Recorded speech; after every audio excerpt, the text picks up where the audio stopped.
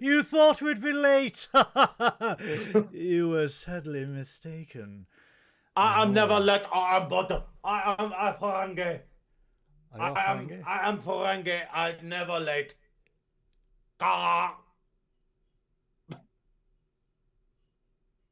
As my dating app once said, I always come on time. Space, the final frontier. These are the voyages of the starship Adequate. Our ongoing mission until we are cancelled and replaced by something far superior, which is coming pretty close at the moment, to review every episode and I think movie. anything is pretty superior at the minute. I think it's To like review someone's unplanned idea that's only in their head is technically better than what we're putting out. to review every episode and movie of Star Trek in existence. To seek out new guests.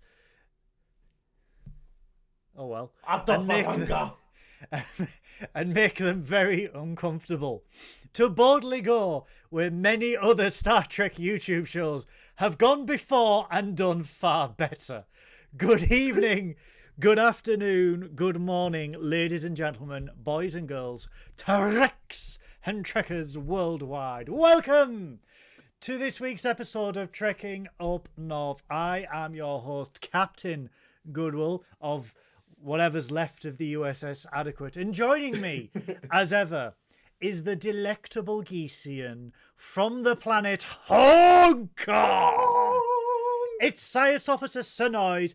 Give him all a round of applause. He is hydrated. He is moist. He is well slept. He's in his own lane.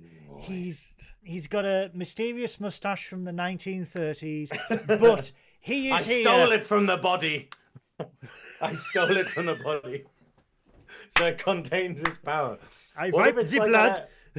What if it's like the episode of The Simpsons, like where Homer gets a hair transplant? I put on Hitler's mustache, and then suddenly I start being like, maybe I should fix some roads and hate Israel. But you know, I want to start a holiday camp. Hey, also, anyone, if you're wondering what me doing at the beginning of this episode was, it was basically I arrived with like a minute to spare because 32 seconds to spare. Yeah, Zoom decided to go, hey, it's a good time for an update, and I was like, nope, and it's like, it's a good time for an update, and I was like, thanks, Zoom. And then when you restart your computer. But no, we were trying to work out. Like, I was like, I want to do an impression of a Ferengi for this episode, and then realized that I can't do an impression of a Ferengi. And what came out was this sort of weird, like grunting. What you need to do, right? You need to. This is a top tip for everyone. Get a gum shield, okay? Put it in your mouth, and then just say the word "human." That's it. You're a Ferengi. Yeah. Let me see if I can put something in my mouth. I've got a remote. Right, there we go. If only I had something in my mouth right now, Lee. Human. There you go. I don't know. I've got my phone. Hold on. Yeah, put your phone in. No. Look at all. So high praise to Armin Shimmerman for. Yeah, don't disconnect OBS. Reconnect. Work, damn it. Please. Thank you. Okay. Welcome, everybody. It's going so well. Welcome, everybody, to Trekking Up North this week. How are you, Synoiz? I'm good. It's been rough as hell. Like the last 6 weeks of my life, 8 weeks of my life, last 2 months of my life have just been awful. Like everything that could have gone wrong has gone wrong. But you know, very good friends and a lot of hard work has got me through. But yeah, it's still frustrating. But it's nice now that I'm finally getting a rest. I'm finally down into the let's take a bit of a break kind of thing. So I'm still doing podcasts and stuff. We've got to sort stuff out for the next nerdy quiz, but other than that, there's no drag commitments until the end of the month, which is great. We've definitely got to sort stuff out for the next nerdy quiz because these are just taking up my room. Also, I need to give a shout out, okay, to the wonderful Koala for basically saving the last quiz because Because what happened at the last Nerdy Up North quiz is basically I dumped all of the prizes for the raffle on Goodwill, and then Goodwill had car trouble and couldn't actually make it down, and it basically said, "Hey, I can't be there." And I was like, "Oh, that's fine, but shit, where's the prizes? What are we gonna do for prizes?" And then Kayla just turns up with tons of prizes, like bags full of prizes, because what we were doing is we were doing it for her charity. We were doing it for her charity Fact, like fighting all cancers together. And so she just brought all this random stuff from around the house, and it just meant we went from having barely any raffle prizes to having all the raffle prizes. And then this month, we've still got all the stuff that you've got. So it's going to be a great one. When's the next quiz again? November? The next quiz is the last Saturday of October. So I think it's the 26th. Yeah, Saturday the 26th. We're going to work on it. We're going to announce it and whatnot. Basically, it's a collaboration between the Nerdy Up North quiz, myself and quiz mistress Jess, and the Monsters Up North gang, which is Dan and Sammy. So the Dan is coming up. Ceremony. I know, that's it. So sadly, Dan is not able to come up for the event, but I'm hoping that we can host it with Sammy. And we're working stuff out. So what I was talking to Dan today about it, and she sent through some questions, and I'm going to speak to Paul. We're going to get like the typical mug made, but it's going to be the Monsters Up North logo. Hopefully Sammy can co-host, and then we can we can just have a great time. So we're gonna make it so some questions require you to watch the next episode of Monsters Up North, that basically we kind of. Yeah, so we kind of go like, "Hey, what's the next episode of Monsters?" And you will get all the questions in this round. Would be quite good. And it'd be amazing when we watch everyone at the tables just watching through the podcast quietly with subtitles on. What does this answer? One person on every team can watch it, but if we can get more people watching Monsters, because it is an incredible show, because they have so much passion for what they do, unlike us who don't really give a shit about Trek. No, well. So that is the 26th of October. I will be there because I've got the prizes and I have a fully working serviced car, and it will be after payday. A very green car. A very green car, yes. I also would like to give a shout out to Mike Overton of Clone Star Podcast, who has sent me a gift today. I have brought you a gift. It's a coaster. Now, some might say, Goodwill, please keep that there. It makes the viewing experience far more pleasurable. I also look like I'm on Crime Stoppers, where I wish to remain anonymous. Like, I was working at this and I saw him and he had brown eyes and he had one eyebrow. I think he was from foreign. He must. He's foreign. He's from Ireland. So. Yes, I got sent these very gifts, and you're thinking, Goodwill, what is that? They are coasters that Mike has designed all by himself. These are U.S.S. Enterprise coasters. So this is the first batch that he is doing, and he is working very hard, bless him, to make these officially licensed merchandise, because they are fantastic little coasters, and he's done the Enterprise G, the Titan, the Cerritos, the Discovery, anything New Trek, he's going to do a saucer section of. So thank you very much to Mike from the Clone Star. It's incredible. Like, it's the sort of thing of we have to take on board how amazing Mike is at design and how well respected his designs are. Like when we were in Las Vegas, they were. People were just like, "Hey, can I buy that? Can I do that?" So the idea of him getting them officially licensed just feels right. If you look at the description below, we also have a link to his LCARS workshop. LCARS is basically everything you see around our mugs at the moment. This is called LCARS, Library Computer Access and Retrieval System. So it's basically how computers look in Star Trek. He does wallpapers in all this design, very funky designs, and he also does custom MSDs, blueprints of ships. I was talking about this the other day. These files that he makes, they're like 40, 50, 60 gigabyte files that he creates, and they are too big, massive displays. And he does. He needs a smaller screen. He does complete deck plans of everything, and he puts all the details in, and it's absolutely wonderful what he does. But yeah, if you have a look at his website down below, he's also going to have an LCARS store, so I don't know if he's going to put these up for sale just yet, but when they do, make sure you pick them up, because like I said, they are very canny little coasters. And he was like, what does canny mean? And I was like, it's northern for good. He was like, ah. I was like, not really. But and I love that one side is blank so that you can drunkenly write your phone number on it and be like, call me, my name's Jim. Hang on, this is the Constitution 3 or the Neo Constitution class. Let me just put my digits right there. Where are you going? He's very good with his hands, that Mike. He's very good with his hands. I'll give him that. So am I. Hi, Zoe. So yeah, we are here. She didn't hear that. We are here to talk about another Star Trek The Next Generation episode, which meant, of course, I could not dry clean the Next Generation uniform yet. I brought it back out of the laundry basket, smelling of sweat and regret. How many bottles of Febreze has that taken up yet so far? I've moved on to Airwick. And a human sacrifice. Whatever the NHS turning the dark powers to make it smell nice. Whatever the NHS uses to disinfect beds people have died in, I have used on this.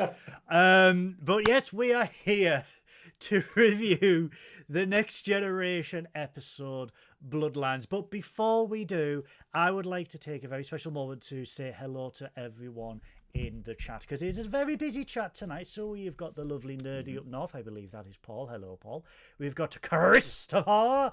We've got Captain, should we call him Captain Commander? The nice French person, all the way from nice France in Canada. David Jones of Strange New Worlds and Section 31, Trap and Thanksgiving fame, and the boys. We have Beth. Hi, Beth, who sadly said that she can't make it. I thought it was Stargate. Don't you tease us for the Stargate? What? Beth? Oh, she can't make it to the quiz. Is that she what can't she's make it to the quiz. It's dark. She turns into a werewolf. She turned back into a pumpkin if you're out late on a dark night. If she's from Wild's End, is she called a werewolf? A werewolf. A werewolf. Werewolf. A walwolf. Oh, I can't say that. Oh, we have Chris Garris. Welcome to the chat, Chris. Hi, Garris. Chris Garris. Thank you very much. He is a lovely fan of The Search for Trek, and I've pulled him into our realm. We've grabbed him by the nether regions and pulled him closer. It's like when the Channel Tunnel was breached. When the Channel Tunnel was breached all the way in the early 90s. Can we stop talking about my sex life? And the brave British person breached the tunnel, reached on through, and grabbed the Frenchman by a throat. Mike has just messaged me. Hang on. Mike has just messaged me. LCARSworkshop.com/merch. You can buy the courses there. LCARSworkshop.com. It's in the link in the description below. Go and buy the courses right now. I like the idea that Mike isn't even watching. Mike is just fully aware of whenever he gets mentioned or whenever his products get shown at any point. So he'll just be standing there and he'll just be like, someone's repping my brand. Goodwill pulled. Did I pull? I pulled it back. I don't know. I pulled my neck the other day. But yes, I pulled Chris. I grabbed him by the throat. I was like, you're coming with me.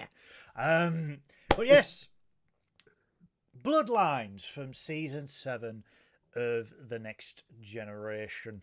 This is as late as you can get, really. This is like 2 episodes before. This is literally, is it just before the 2-part ending? No, it's a few episodes before, because we get a terrific episode with Ro Laren when she defeats the Marquis. This is a good episode because it is a good callback to season 1. Which is something like Star Trek at this time very rarely did, call back to an earlier episode. I will get the synopsis up for this one because I have watched it. It's just I will say though, I'm a bit like, you know what? When we started this podcast, we did season 3 of Picard. We started the podcast, and that's the first thing we covered. And at the time, we were like, "Hey, season 3 of Picard's amazing, and this plot's amazing, and stuff like that." And it's a bit weird that recently we've got like two episodes that pretty much kind of go, why did season 3 of Picard do what it did? You know? Yeah. Because we literally we've just had First Contact where we Yeah. kind of go, hey, that kind of like ties up the whole Closes a Borg book. thing nicely Yeah. and the whole Nikitas thing. And then this one's like, hey, that's kind of closed up the whole whether Picard has a son and his like, his like longing to like, have a family kind of thing. And it just feels really weird that they're like, so these are two plots that we've already done, and then we're just gonna do them again for like season 3 of Picard. But at And least it's not a Voyager episode. I have noticed it's like a Voyager episode because I have one technical question in it in a kind of that's very convenient kind of way, but it's nowhere near the hello. Well, it's also like Science works this way today that we get in Voyager a lot. we can't even do a second contact because we literally had an entire season about it. So I'm just like, yeah, okay. Yeah. But the synopsis for Bloodlines is Damon Bok, the evil Ferengi from season 1 of The Next Generation. Damon Bok threatens the life of a son Picard never knew he had. Oh, Picard, you sly devil. He's like you Boris sly dog. Johnson, but talented. He's like,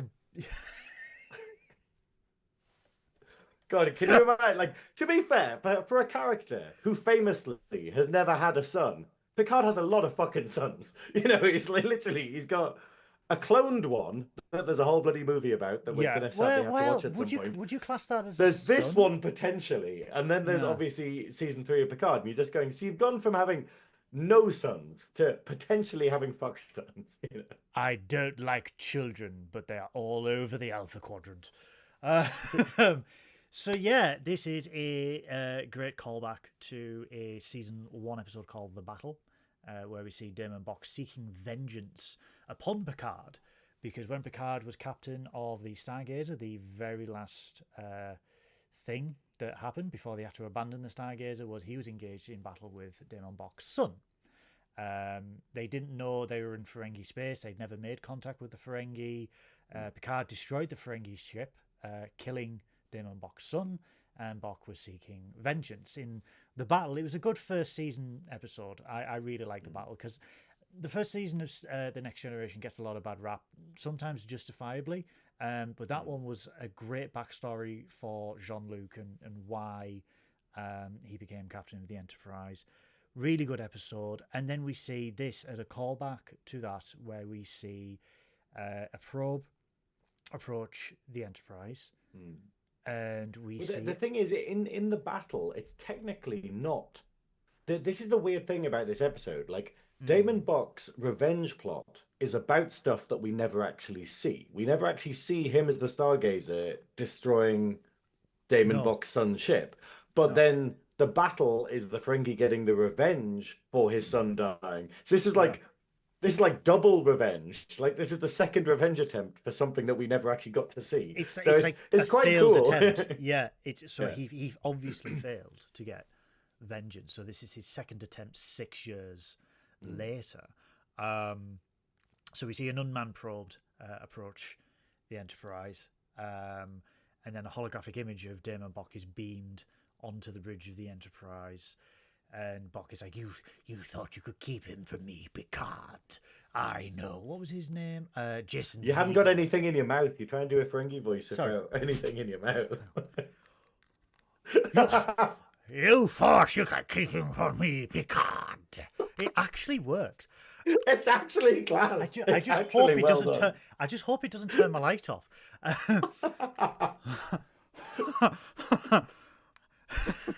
You look like you're about to go on an amazing harmonica solo. Sing us a song, Mr. Piano Man.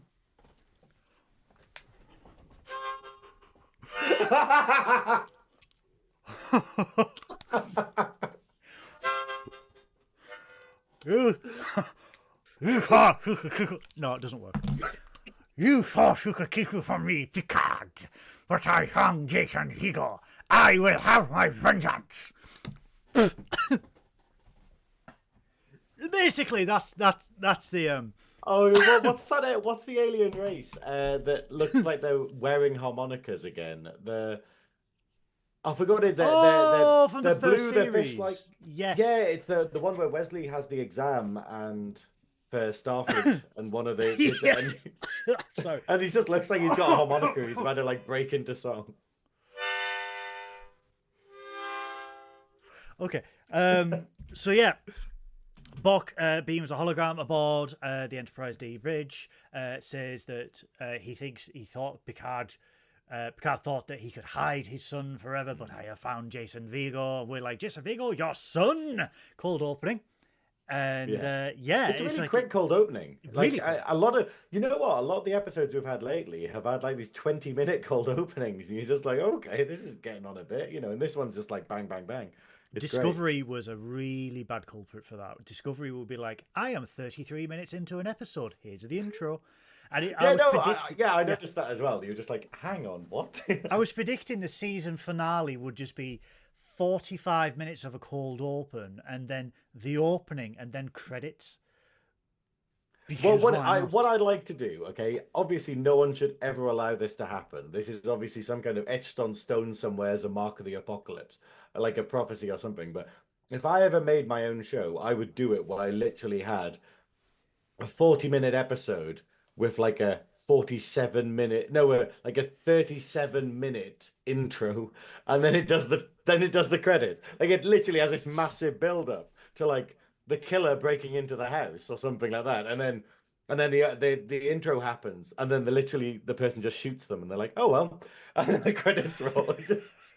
The longest cold opening in cinema history. So when we get back to the bridge, we see that Worf tracks the probe, and Picard asks Data to locate a Miranda Vigo. She would be approximately 50 years old. She did used to live on I love how Earth. he knows. He's just like, I who know. could I possibly have knocked up? And he gets out his little black pad and is But going here's through the thing, everything. and here's the twist. So while they're trying to find Miranda Vigo, they are wanting to find. Picard wants to know how Damon Bok got out of prison because after the events of the battle 6 years ago, he was detained by Ferengi authorities and sent into prison for the crimes that he committed. So they contact the The Ferengi government. Benzite, that's it. Yeah, they Sorry, contact Chris has just told us what the character's called, the Benzite. Yep. the Benzite. Thank you so much. I love that Low cost harmonica aliens, and cosplay. I'm like, Low I'm on a cost cosplay. podcast. Paint yourself blue and put a harmonica in your mouth. We'll paint some gills on. Paint yourself blue and put a harmonica in your mouth. Coming soon to OnlyFans. So, in the ready room, we see that Riker has been able to locate Jason Vigo. The earliest, like the latest picture that they have as a young boy, says he might be 23, 24 by now. And what I like a bit about this scene, and Picard also references it as well, the sheer respect that Riker has for Picard's personal life. He does not even dare, well, not dare, he does not ask what had happened or why. Do you know what I mean? Like, is this your son or anything like that? Out of sheer respect for his captain, he's like, nope, you know what? This person's life's at risk. We are going to do that. And Picard is like, I respect you for not answering, but I feel that you must know. And I like that. This is what I love about The Next Generation. And we see this in this episode where there's a lot of mutual respect, but there is also an opportunity to resolve conflict without action, without physical violence or anything like that. We can resolve a conflict through talking, through diplomacy, and this is what makes The Next Generation so good, because it teaches us that words speak louder than actions when it comes to a situation like this, and it's absolutely brilliant. Hi, Joe. Hi, Joe. Captain's Quadrant. I have not forgot about you, Joe. I have your T-shirt. I am just extremely. I have totally forgotten about you, Joe. I am just extremely poor.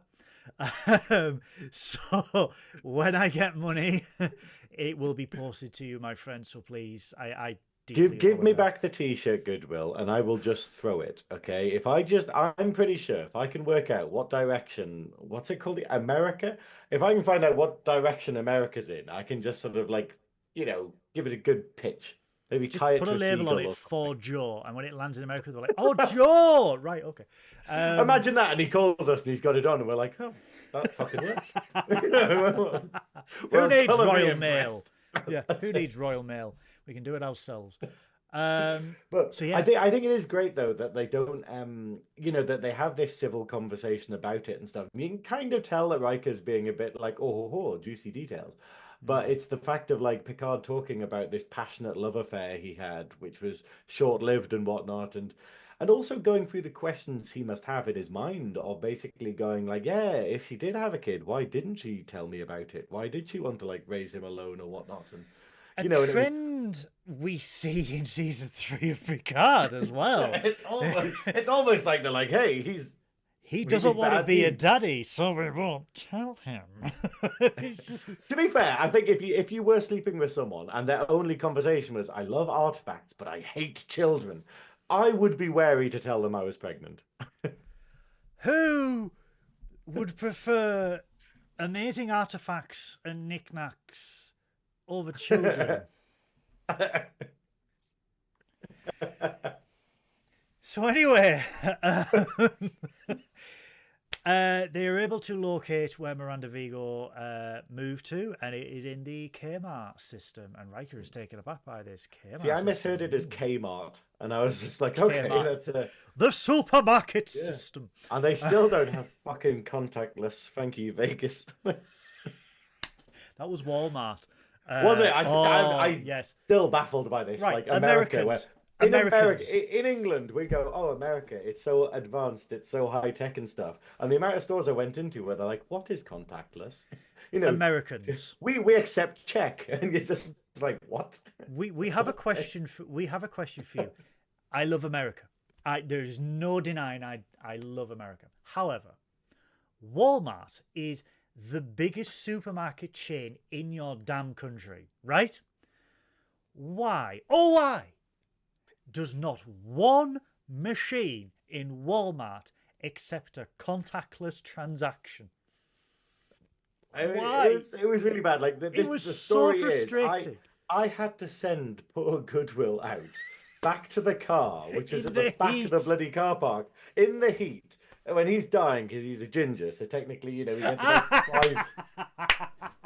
Like Goodwill going outside in Vegas was literally those underwater bits you get in video games where you have a little bar that goes down, and if you don't get back up to the surface to refill it, you're dead. It was like that, and I was just like, "Hey, Goodwill, can you go back to the car and get my actual card?" All the liquids I'd the bought in contactless wasn't Walmart, I had consumed in this journey to and from the car because it was so hot. like But health yeah. drinks, just like But yeah, go on. yeah. I forgot where I was going. I was just making a dig at Contactless. Kmart. Yeah. Anyway, there's the story about the contactless. Yeah. But we could have done, but it was. I forgot why I couldn't leave. Why? Oh, because you have the car keys. Yeah. I had the car keys, and you had Yeah. I was like, why didn't you had I just go? And I was like, $160 worth of groceries. You were like, "Would you mind if I just go to the car?" You were like, "No." yeah. But no, but I think it's good though that we get this little insight into Picard's life because he's someone who hasn't not loved, like it's we tend to paint him a lot as someone who's like always business and work and stuff, but then we find out over the course of Next Gen that he has had a lot of dalliances, he has a lot of love affairs. He is a very romantic person at his heart as well. It's just he's his very job. stoic. Yeah. But he's the obviously he was the anti-Kirk with the Next Generation, Who was 90% dalliance and then 10% work. I covered this in the episode of Top Grumps with Chris and Lee. Please go check that out when you after this. Live. Yes, check it out. Check it out. Top Grumps is amazing. Like Chris and Lee, Chris and Lee. I'm like, why didn't we give them a show earlier? They're so good. Why did they plagiarize us? The lawyers are on the way, by the way, Chris. But you can't plagiarize shit. We schmabble wheel. But there's always been comparisons between Picard and Kirk, and when you look at it, Kirk is actually the more well-read, intelligent person compared to Jean Luc in his younger years, where Jean Luc was very brash. He was very gung ho, and he made mistakes and he learnt from them. And he had all these dalliances. He was a what do they call it? Not a slut. He was A he was slut. a not a womanizer, but he was a ladies' man. What a And gigolo, isn't it, or something? yeah, yeah, yeah. And he had these dalliances, he had these romantic affairs, and he lived life to the fullest. And as we see in the Next Generation, he was humbled the fuck out of by a Nausicaan. But you see that those life lessons made him the man that we see in the Next Generation, where he is very stoic, he is very calm, and he keeps everything very close to his chest because he has an image that he needs to portray to the crew, where he is the captain. He's Jean Luc Picard, and we see it all the way through the Next Generation, like the episode with the young children, where they, for Captain Picard Day, Yeah. and they are terrified of Jean Luc, and because he has got this image within the ship that Yeah. he is this captain, he has no emotion, he has no he is not vulnerable, he does not get angry, he does not have fun or anything like that, when in reality he's the polar opposite behind the scenes. And it's episodes like this where we see another side of Jean-Luc, and we get to know more of his past. And I think it was very wise of the writers to hold off on any story about offspring for Jean-Luc so late on in the series of the Next Generation. When you think about it, we got it in Generations where it was all about family, but you had 7 years and not once did they go, does he have a son? Did he have it? Is there an affair? Is someone pregnant? And anything like that. And we have none of that. And now, canon-wise, Beverly's just sitting there being like, well, this is the thing, because Jack Crusher wasn't conceived until after Nemesis, even though Ed Spieler is 33 years old. But it's he's the oldest 20-year-old I've ever seen. But it's very good of them to not mention that and sort of bring it up so close to the end of Next Generation and sort of have this bombshell towards the end of the series. Do you feel that they intended it that way, or do you feel that they were like, hey, it's season 7, here's all the episodes we never got to do? Because obviously there's a lot of crazy stuff like masks and Sub Rosa and stuff in season 7, where you're just like, okay, so these were things that you just wanted to do that you never got out there. Oh no, hail the candle slag. I feel that all the way through the Next Generation, though, we don't need to have a story about it, because it is not something that is needed. It is not something that is required, because it's just not so. I don't think there was a lot of interest in it. And a lot of it was like, well, if you do that, there's comparisons between Kirk and David. So I think they stayed well away from it. And then obviously with DS9, we had that father-son dynamic there. We had the family man there. And Picard is obviously famously not a family man. And we see that here, we see those first glimmers of regret from Jean-Luc. But we'll get back to the episode before I start mentioning that. So they locate that Miranda Vigo moved to the KMR system. They set course for the KMR. They are orbiting the planet, and life signs are very sporadic on this planet. I do believe it's like a non-Federation colony. Well, they say that there's only 8 humans on the whole planet. No, there's only 8. No, it's the records are scattered, but he says that Miranda was into agriculture and farming, so maybe look for the agricultural areas of the planet, the southern continent. Right. They find 8 life signs in farming areas, and they deduce and everything like that. And they can't find a woman, but they find a young man, approximately 20 to 30 years old, 2 kilometers below the surface. No, I like how this is pure Trek sort of science, where you're just going, how are the sensors so fucking specific here? And then at other times they're like, oh, we have no idea.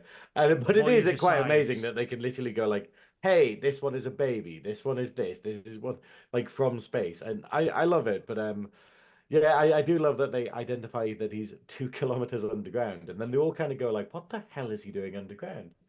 And then they notice the shift, the cave that he's in is going. Oh, did it cut out? Sorry. No, you're fine. The cave that he's in is going to sort of collapse. So, yeah, so they decide to actually beam him out.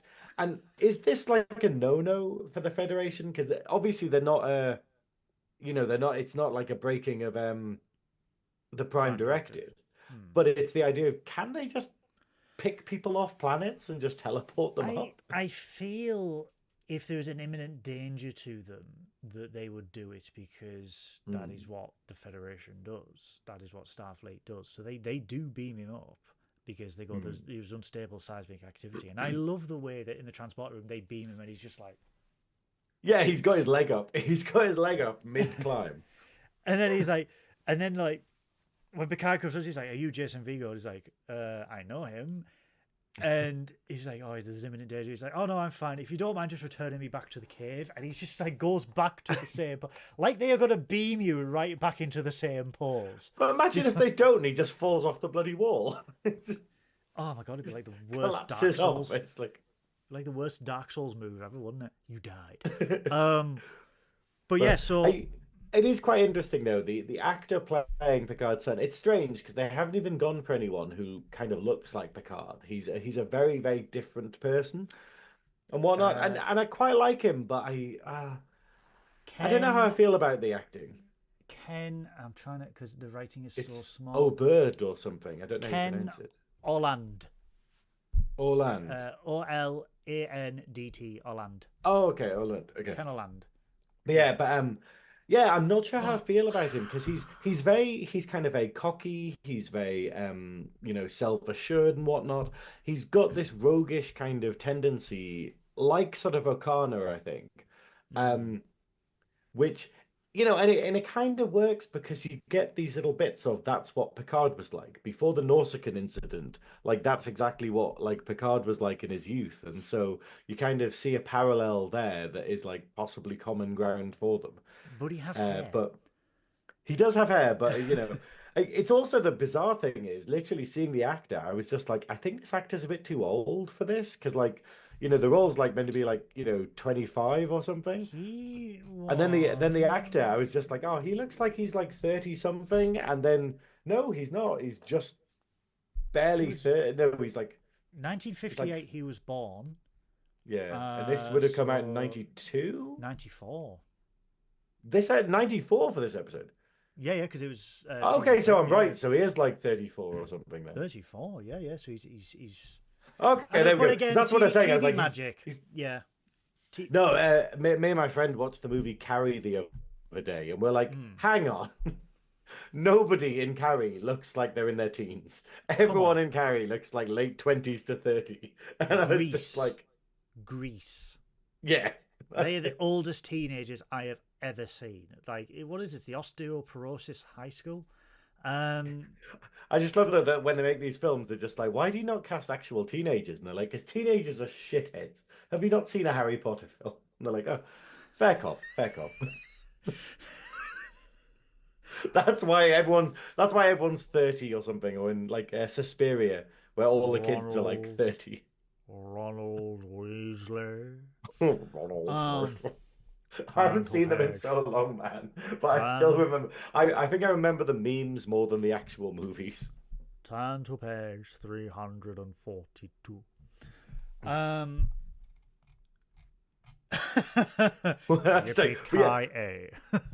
But yeah, so they beam him I love aboard. that he was spelunking. I've never heard the term spelunking before. No, I had to Google it, and I was worried that it would ruin my search history. But I was like, why would he be doing that down there? But God help you if you were dyslexic and trying to type that into Google. It was like incognito mode, you asshole. My word, what is that woman doing? Says he was spelunking in a cave. He spelunked all over the wall. I've spelunked everywhere. Oh dear. So Picard informs him that there is an immediate danger to his life, and they ask for a genetic test or a DNA test because I also love that when he says like explain the situation, he has the best line ever, which is, "I hope you won't mind me saying that I hope you're not my father." It's just like, oh, okay. So I'll get killed if I'm your actual son. Okay, I hope When they I'm not your do son. when they do the DNA test, though, it is confirmed that Jason Vigo is the son of Jean Luc Can I Picard. You're just like, can I just go off on one? yeah, go on. We knew that it was coming. Okay, there's Yeah, go on. my recurring theme throughout all of this is the assertion that Beverly is not actually a qualified doctor, and I just love that the whole plot of this episode hinges on her taking a bad choice at a 50-50 guess. Just like it's like when you see We love you, idiots trying to Doctor do Crusher. We it's like love when you see you. idiots trying to do like COVID tests, and all they do is push the swab against the swab against their cheek and be like, "Ah, have I got COVID?" I just love that all we see is her literally just rubbing a stick against him and then being like, "Oh well, time to find out genetics." No, Then. she does. She takes a blood sample with a hypo spray. Oh, is that what you do? It just looks like Yes. you got a fucking stick. She doesn't just rub him. I don't know. And then she goes back to the computer and she's just like, oh, and you can tell that she's just looking at it, being like, no fucking idea what this means. And Ogawa's off today. So, I love the fact that you thought she was like, just stay there, and then went back and just went beep beep boop beep beep. Well, it's yes. Can you imagine her doing a pregnancy test, being like, you're slightly pregnant. Dr. Beverly Crusher, the Harold Shipman of Starfleet Medical. The problem is he knew exactly what he was fucking doing. That's why he was a monster. But I just like that she's just taking an educated guess at everything. And the whole episode hinges on her not quite understanding what yes or no. What like. Oh my god. Like... Did I just make a Harold Shipman joke? Yeah, yes, so... I did. But yeah, so I do like though that basically when the test comes back and Beverly basically goes like, oh, the genetic test shows signs of his mother and his father, Luc Picard. Oh, you are slightly breaking up, Science Officer Synoiz. Beverly is actually. Oh, can you hear me? Yeah, you can see that she. Why is my connection so bad today? Oh, dear. Yeah, I can hear you. Can you hear me? Oh, I've got a low can you connection hear me? as well. Why have I got a low connection? Can you hear me? I can hear you. Can you hear me? Can everyone hear us? Are we having a technical issue? Maybe if we do silly voices, it will work better. Maybe if we do that, yes. I get you. Ah, there we go. I'm moving around on the screen now. There we go. I've rerouted power. I've rerouted power to the primary deflector array, i.e. I turned the Wi-Fi off my phone. So, Oh, okay. I'll do the same on mine. Maybe it's taking up space. But no, but I don't know where I got up to on that rant. But it's effectively, I like the idea that when she explains who the father is, she does look crushed. Like, because there's always this thing that's beautifully told. Yeah. Always beautifully told in Trek, where in Next Generation, where you can see that Beverly and Crusher and Picard, there is a will they won't they kind of thing with it, and her realizing that he actually has a son, or so it appears on the screen she's trying to read. How do you mess up a genetic exam? Like, surely that's the deepest you could go, like in terms of a thing. Like, I know later on she does. Double checks it, but then she's just like she's very much got the look of, you were with her, weren't you? And he's like, Beverly, it was 25 years ago. I didn't even know you. It's not the point.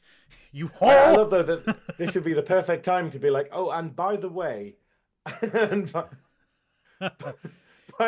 other son, she wasn't pregnant at this time. She was not. I thought she was. I thought we were saying that she must have been pregnant from like season 2. Our theory was that she left in season 2, The Next Generation, because she fell pregnant with Picard's son and then kept him in London. However, that was dispelled because apparently they conceived Jack, went on a vacation after the events of Nemesis. So it's sort of like, it would have made sense because the actor is 10 years older than what they are suggesting. So it would have made sense for them to, they could have said that, I left. You thought I went to Starfleet Medical, I just popped one out. Year, but secretly, I popped one out and abandoned him. I had Jack, and he stayed with my parents in Scotland. To be fair, I do like that there is a part in this episode where Picard goes to Beverly for parenting advice, and she's like, well, if I've already had a baby, I've just abandoned him in London somewhere, and my other one is off traveling space with a space nonce. So it's kind of, it's like, it's not the best parenting in the universe. No. Like, it's not, obviously we're not talking Worf levels, but but we've seen Prodigy season 2. We know Wesley turns out well. Doctor Who. In Picard's quarters, Jason is having a look at Picard's knickknacks and various curios that he has splayed out across his quarters. And he goes on about how he is a student of archaeology, and he pays particular attention to a certain object. And he goes, I have to trade a bottle of Saurian brandy for this one. And Jason's just like, you got a raw end of the deal. And I'm like, okay.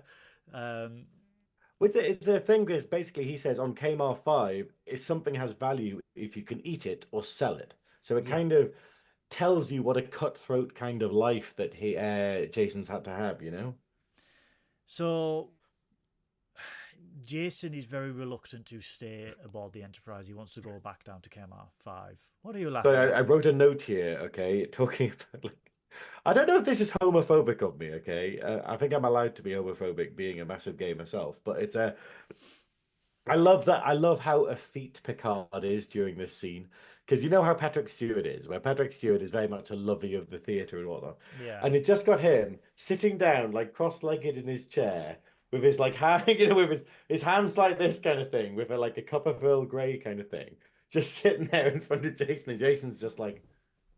And he's got this just perplexed expression throughout the entire scene. And I just love I love that Picard is like that. Like he's such an imposing figure, and yet he is very effete in his mannerisms a lot of the time. Yeah, he's very But I just thought it was funny, just the idea of you could happily cut it of him being like, that's my dad. He's very Picard is very fair, but he is so confident in his in the way he is that he can just pull it off and still be an imposing figure. Very much it's his best friend Ian McKellen's way. Like Ian McKellen, again, very fair but so confident in himself that it is an imposing figure. It's one of those things. Masculinity is very much like a learned thing. Yes. It's like, hey, you have to act like a man, so you can't do this, you can't do that, you have to act like this, you have to do that. And it's very much that kind of, once you get past that, you're like, actually just sit how it's comfortable. Don't think about how to, do this, that, and the other. So it's, no, I quite like it, but I just thought it was a funny little thing in that scene. But yeah. Be confident, gentlemen, be confident in your sexuality, be confident in yourself, love what you love. And whatever you love, whatever you like, whatever gender you like, they will fawn all over you, because confidence is key. That is why I am under the thumb of a goth. So Picard convinces Jason to stay aboard the Enterprise due to the threat on his life. Vigo is very reluctant to do so. He's eager to get back to his life on Kmar 5. We see the first instances of Picard wanting to get to know Jason, because Picard, we can easily see he's got regrets. Because again, there's a whole movie about it. There's a whole movie about this, but we see this all the way through, where Picard, he does regret not having a family, and he does regret dedicating his life to the uniform, dedicating his life to Starfleet. And again, we see those instances where maybe this is something that he can put right, maybe this is something that he can change and become a father. And Patrick Stewart gives off this curiously uncomfortable portrayal of Picard, where he's like, I'm a father and I'm going to do this, but it doesn't feel right, it feels uncomfortable. And it's a great, it's the one thing I love about Patrick Stewart is he can convey stuff subtly, and you can fully understand like how that person, how that character is feeling. And we see this in this episode. We see that, you know, Picard is, he is uncomfortable that he is a father, but he is trying to embrace it, and he is trying to show and put on, you know, as a captain. He's also trying to mirror what he does as a captain, as a father. Put on a front. I am the father. I am in command. I am in charge. I want to protect you.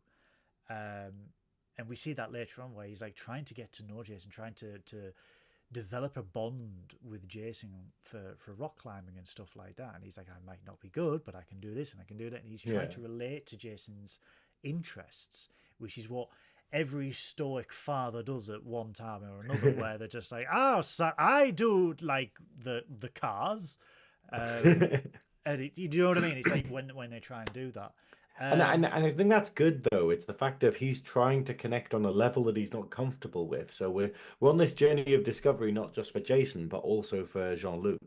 When we see back on the bridge, Data and LaForge are trying to find out where the original probe had come from, and they're trying to map a trajectory.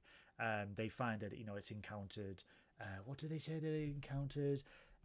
Several environmental conditions on the hull, like I think it was like a nebula and a solar flare and everything like that.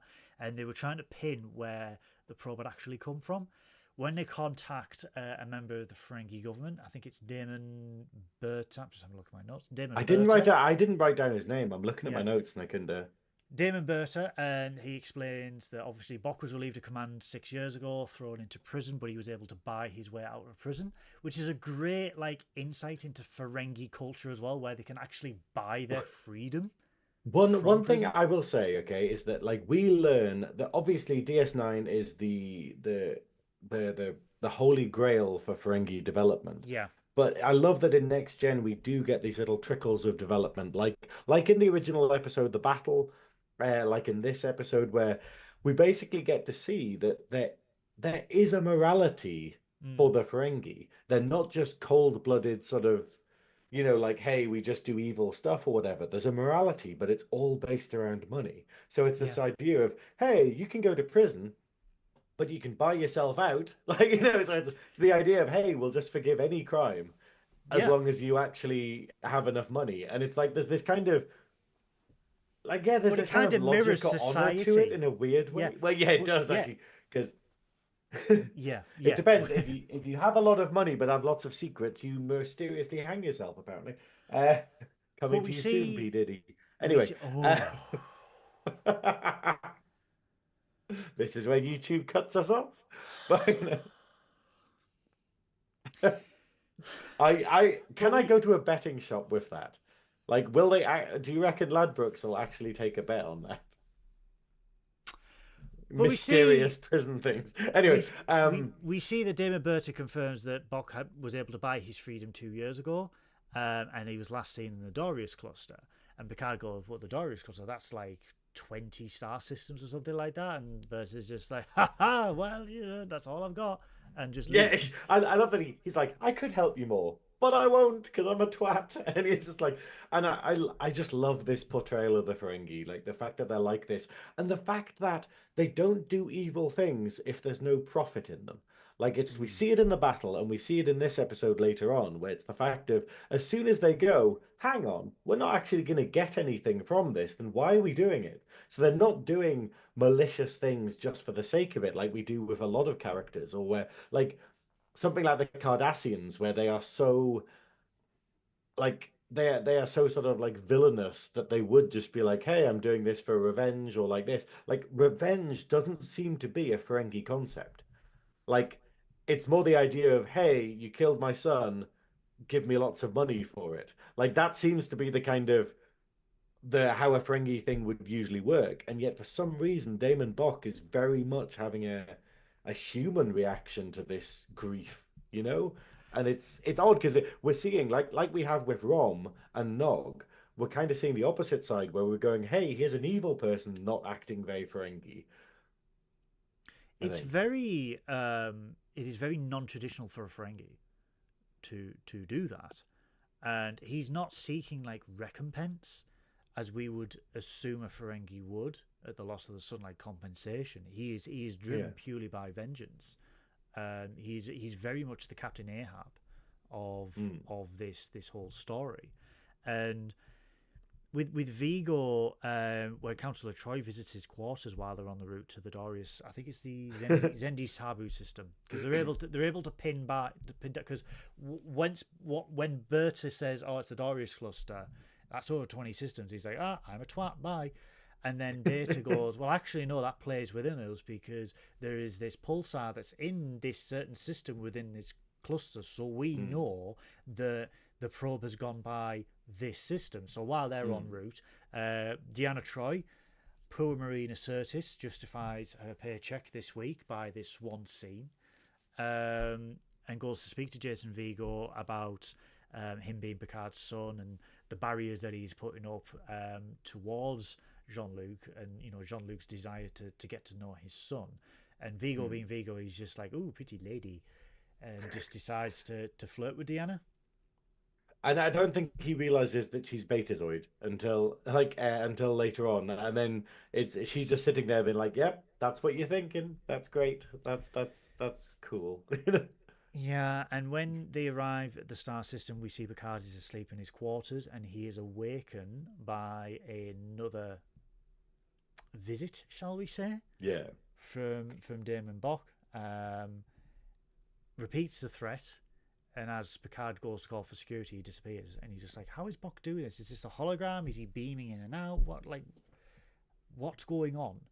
It is a mystery. It gets answered later on in the episode, but I quite like how creepy Damon Bock is being. Like they are trying to make him into this big villain, and you got the impression in season one that they very much wanted to be like, well, because the Ferengi were meant to be the villains for They were Next meant to be the Generation. main antagonist, yeah. Yeah, But and it then just obviously the didn't Romulans happen. came. Well, the Romulans came back, Yeah. so we then had another main antagonist that again was mildly fleshed out, but not as much. Mm. Um, But that was we a surprise see, thing because people class the Borg as being like the Borg replaced the Ferengi as the antagonists, but they're only in about 3 episodes of Next Gen. no, They're not actually in that much. no, they I think with the best of both worlds, that was hands down. But in Mm. terms of the Borg, they weren't. There wasn't They were really a main they were a monster of antagonist. the week, monster Yeah, of the week thing, rather than the threat that sort of the ongoing threat that the Romulans yeah. posed. So they are struggling to find out how Damon Bock is able to communicate, beam in and out. Is it a hologram? They don't think it Mm. is, because obviously you need projectors and everything like that at this time in Star Trek. Yeah, So they suspect, and another callback to the battle, they suspect that Bock is using the mind control device that he used in that episode when yeah, on the Stargazer to telepathically beam images and messages to Picard. And Picard. LaForge sort of shoots that down because he goes, "No, because there was a specific signal, there was a Yeah. specific wavelength frequency that we could be able to detect." So at this point in the episode, they are completely perplexed on how Damon Bock is doing it, and this is when Data reveals to Picard that Jason has a criminal record. Mm. Now, again, this is what I want to bring up on this, because Picard, as we know it, like present day, as we know Picard as a fully fleshed out character, we know he was a Mm. bit of a rebel, he was a bit of a naughty boy, Yeah. he was a bit of a cocky sod.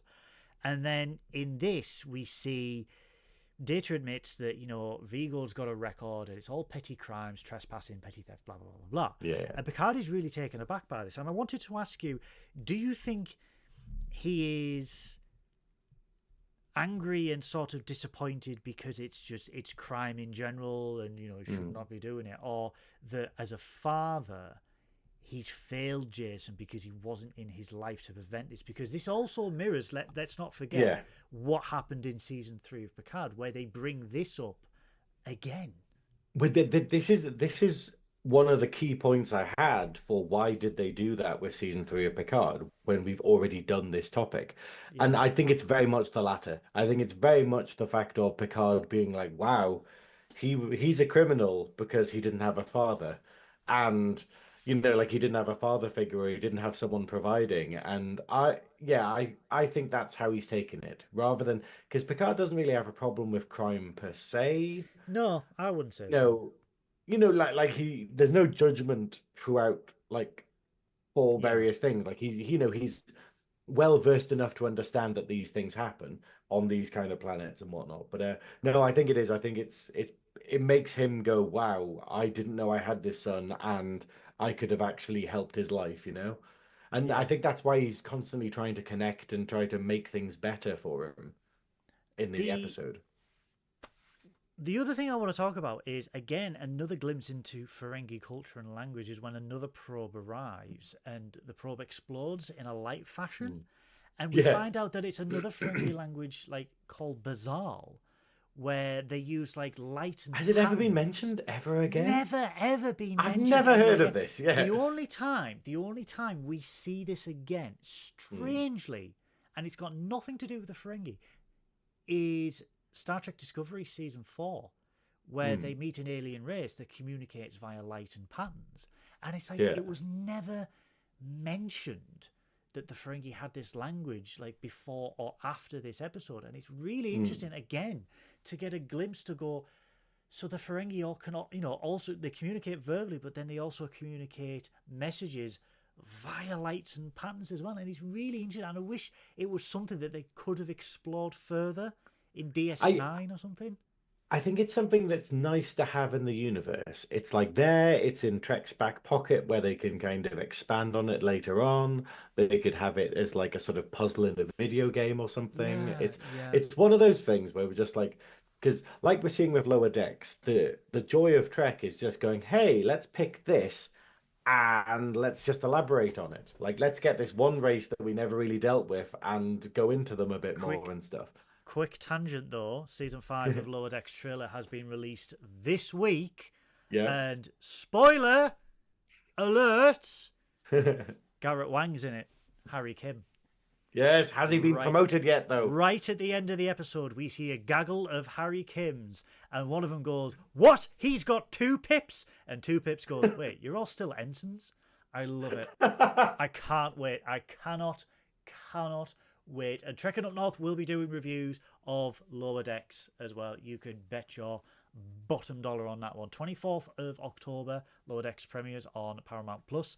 I have been fortunate enough to be able to maybe perhaps get advanced screenings of the episode. We will wait and see. But 24th of August we'll be covering Lower Decks. But back to this. In the ready room, when Picard is about to order tea, we see Damon Bock on Picard's chair in the ready room and threatens Picard not to do anything. If you not, don't call security, don't call security. And they, again, Picard, being the stoic captain that he is, tries to resolve the situation, tries to resolve this whole mess by talking with Damon Bock, by Yeah. explaining that what he did on the Stargazer was self-defensive, that had Bock's son explained that the Stargazer was in Ferengi space, they would have withdrawn. And Bock doesn't want to hear it. Bock doesn't care. Bock Yeah. wants repayment in the form of vengeance. It was a miscommunication because, like we see in the first season of Picard, of Next Generation, where it's the fact of like the Ferengi, like they don't even communicate visually. Like that first episode with the Ferengi, where they're just like, why would we communicate with you? Like, why would we actually send you messages or allow you to see us and whatnot? And so it's obviously it's over the dealing more with the Federation. They kind of go, oh well, the Federation have to see visuals. Okay, cool. And they kind of open up to it. But back then it was just like, yeah, this Ferengi ship wouldn't have been communicating with them. They wouldn't have been saying anything. There would have been no way for the Stargazer to actually know what the problem was until it was too late. And that's the issue you have with multiple cultures and like trying to get on with new races. But again, you raised a very valid point about Damon Bock, where it's an eye for an eye. He wants revenge. He does not want compensation. Yeah. It's non-traditionally Ferengi for them to do that, and we see it in DS9. We always see it in DS9 where they're like, they are very much financially driven. Well, you could happily like the wonderful Materialistic. thing about Quark is that like Quark is slightly different, where there are some things that he can't be bought on, but then there are other times when he's like, "No, okay, fine," Mm. like just okay if the money's good enough. And So basically, Box and having none of it. I will say though, I love how this scene starts, where Bock is basically going, "So, how is your son? Is he everything you hoped for?" As if trying to be Mm. like, "Hey, isn't it great that you've got a son now? Don't you love having a son and whatnot?" And obviously, this plays into what happens later, but it's just a weird thing, I was fully expecting Picard to be like, no, he's actually a bit of a dick. Picard be like, he's literally he flirted with my bloody counselor. He's got a criminal record, and he thinks I'm a bastard. So I'm like going, nah, actually, I'm not a bit unimpressed with my son, if I'm honest. But But right at the end of this scene, we get an alert from the security team posted on Vigo's quarters that Vigo is having a hmm, seizure yeah, in his quarters, and we well, we see got a hint at this it was earlier. alluded We in Ten we Forward. Yeah. Yeah, we had a scene with Jason in 10 Forward where basically he was like, he's getting a bit claustrophobic because the security team that are meant to be there looking after him, and also possibly insinuates that they're looking over him because he's got a criminal record. Yeah, he's basically, they're too close, and then we see that his hand has started shaking, and we're wondering if he's okay. And then obviously then the next scene we have it where he's actually had a seizure, and where obviously we go to the most competent person on board to no, wait, sorry, go to Crusher in Medical Bay. Medical Bay Dr. Shipman. to sort him out. And I love literally it just shows him spasming on the floor, and then she just comes in and just injects him in the neck. That could have been anything. That could have been fucking Kiora, and she's just gone, there we go. Let's see if this helps. 10 cc's of Four Loco. Um, in sickbay, yeah, 10 cc's of Coke. There we go. And it's like, in in sickbay, she confirms that Vigo is suffering from Forrester Trent syndrome.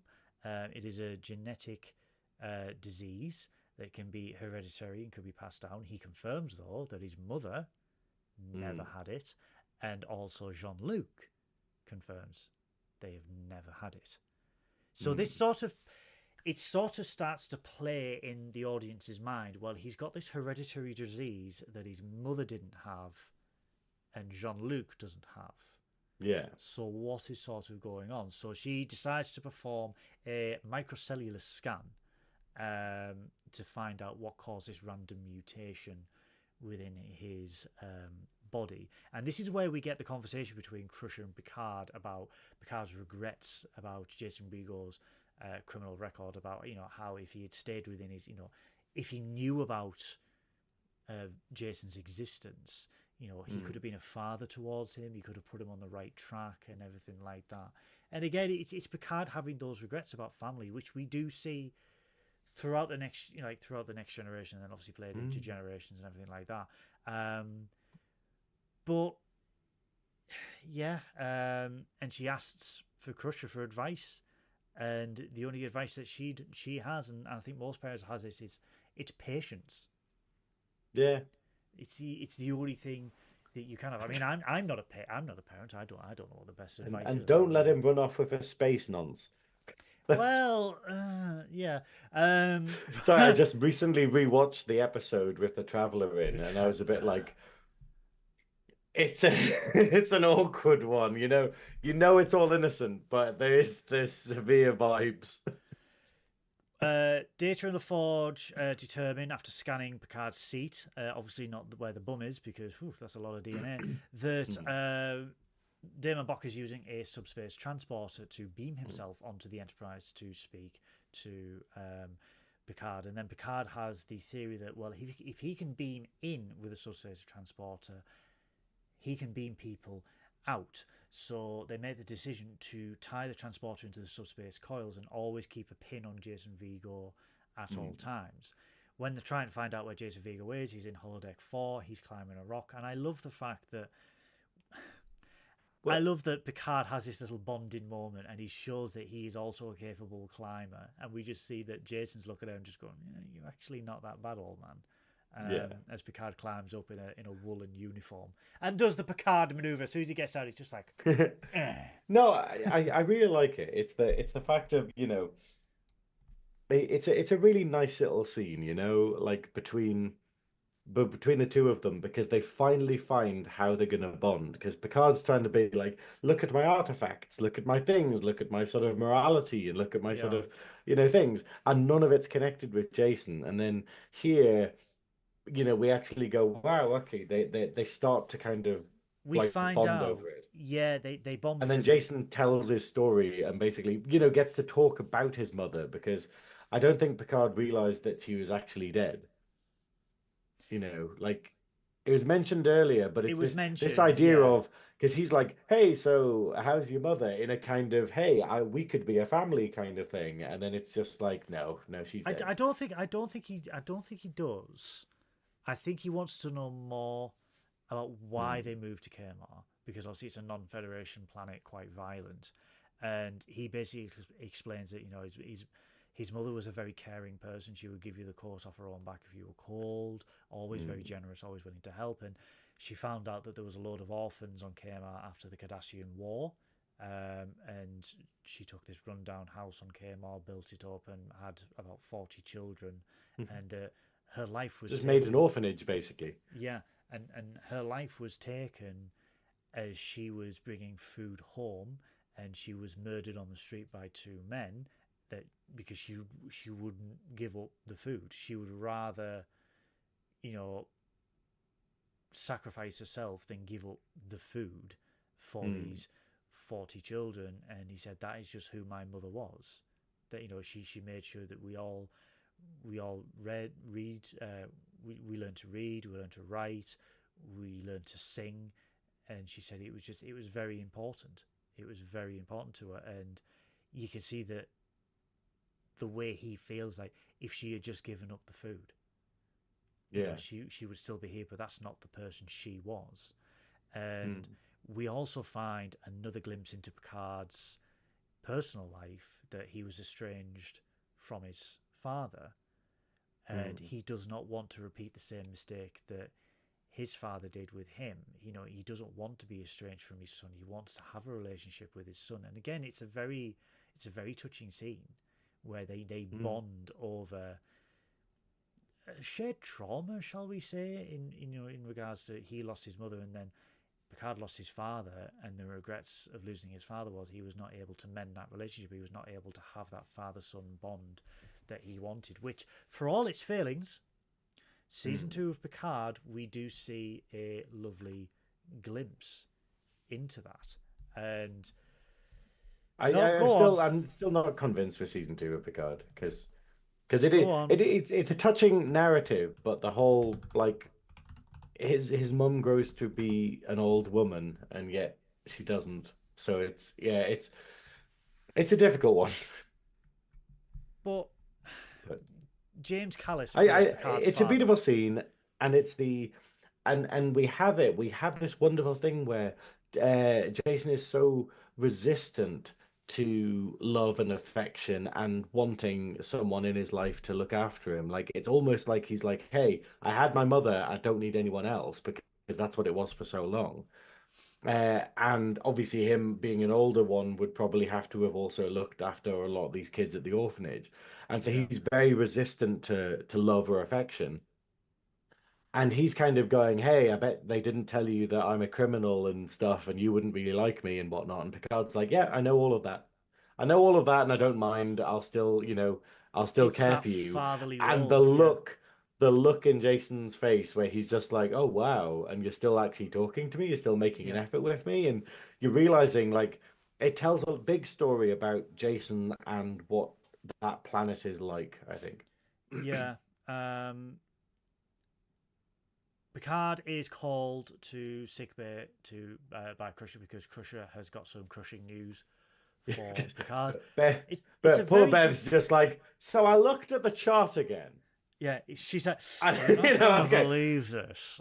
you're not gonna believe this, all right? But you know um, how it says, like, two lines means you're pregnant, and it's none it means was you're not. it was a good old Turns Trek. out, actually, Yeah, but it was a good old Trek trope. This, because this was like, we have something to tell you, and then they wouldn't say a word until it was revealed later on in a dramatic scene. yeah. This was a good old Trek trope, and I do miss this. Um, as that is happening, the bridge detects a signal that Damon Bock is trying to beam away Jason from the quarters. They fight like hell to try and keep him on the Enterprise. Transporter room fights like hell, and they are not able to bring him back. However, back on the bridge, Picard goes, well, hang on, do we know why he beamed? Yeah, it's at 3 billion kilometers away on here. And he's like, okay, so if it's a subspace transporter, can we replicate that? And can you beam me there? And Data's like, I wouldn't risk it. He's like, noted, you're with me. And this is Picard being a father. He's like, he would risk his own life to save his son. And, you know, I love that because, again, it's chinking away at that stoic image that Jean Luc has, that he is willing to. I mean, he would risk his life for anyone, but well, we talk about this a lot, where we kind of go, hey, Kirk's the gung ho captain, Kirk's the crazy captain who will sort of put missions in jeopardy to do this, but it's not. It's actually Picard. It's Picard. Picard is the more likely one of going, oh well, today's a good day to die. A lot of the time, and you're like, that's not how he comes across, but by his actual actions, that's what he's like, But as I said on the episode of Top Grunts, like with Kirk and Picard, Picard is the more unhinged captain when it comes to his decisions and tactics and everything like that. Because I'm like, Kirk blew up the Enterprise because that was the last ditch thing. There was nowhere else to go, blah, blah, blah. Picard, like in Nemesis, was just like, I'm going to take this ship and I'm going to ram it so far down your fucking throat that you will not be able to go anywhere. Because that's just what Picard does. Like, he has got those crazy... he hasn't got them, but he's got the crazy eye movement where he's just like, I will do this, and I will do it. And believe me when I say I will do this. I would rather sacrifice everyone to stop you. And it's just like, he is the more insane of the two, where Kirk is calculated in his moves and how he does it. Picard would be like, if I can do this, I will do this because there is no other way to stop you. And it's very outside of the box thinking for Picard. So they get to the transporter room, and Data beams him over to Damon Bock's ship, which is like 3 billion kilometers away, and he confronts Bock, and Bock is sat there with a knife towards Jason's throat. The other Ferengi crew are just watching, and he basically says, Jason is not my son. You are doing all this, and Jason is not my son. You altered his DNA, and I want to know how. I want to know how. A Ferengi altered Jason's DNA on Kmar. Did no one notice?